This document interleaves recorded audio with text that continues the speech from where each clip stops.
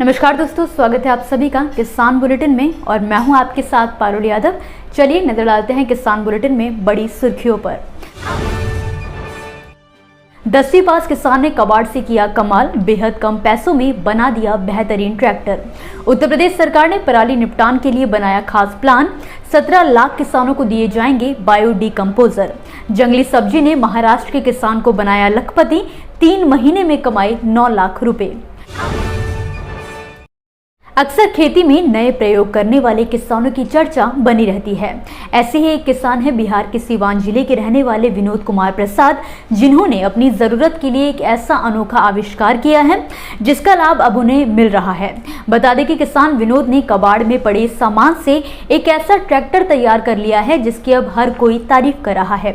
बड़े बड़े इंजीनियर जिस ट्रैक्टर को महीनों में तैयार कर पाते हैं, उसे सीवान के एक किसान विनोद कुमार प्रसाद ने बेहद कम समय में तैयार कर दिया है। उनके बनाए ट्रैक्टर का पहिया, इंजन, हल पूरी तरह से जुगाड़ द्वारा बनाया गया है। विनोद कुमार प्रसाद ने जब खेती करने का मन बनाया तब उन्हें महसूस हुआ कि ट्रैक्टर में उनकी ज्यादा लागत लग रही है, जिसके बाद उन्होंने खुद का ट्रैक्टर बनाने का फैसला किया।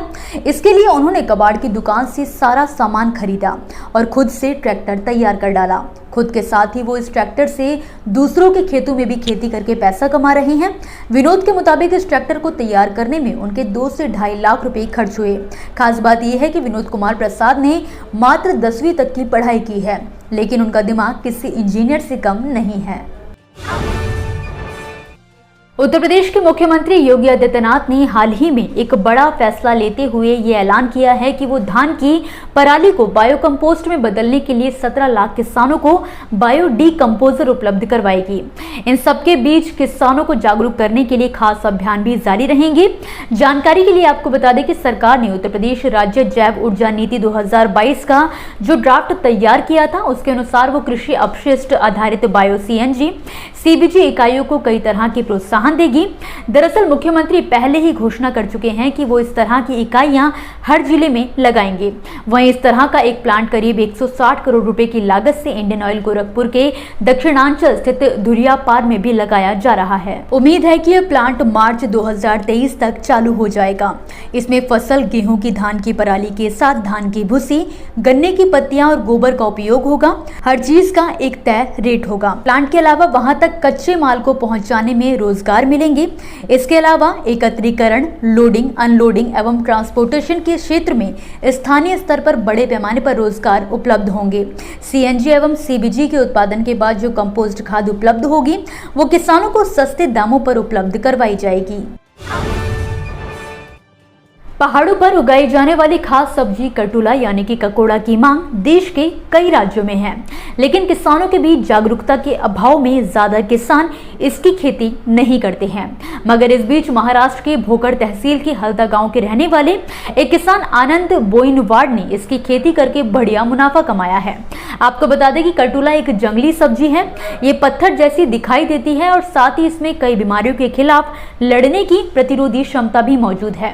किसान आनंद बोइनवाड ने 3 एकड़ में इसकी खेती की थी, जिससे उन्हें 60 से 70 क्विंटल पैदावार हासिल हुई।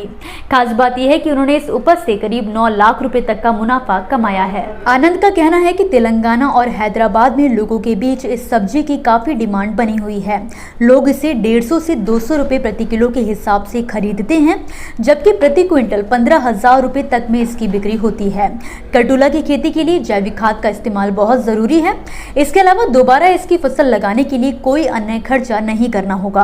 और इस फल के साथ अच्छी बात यह है कि एक बार इसकी खेती करने के बाद ये खेत में खुद ही उगने लगती है। बार बार इसकी बुआई भी नहीं करनी पड़ती।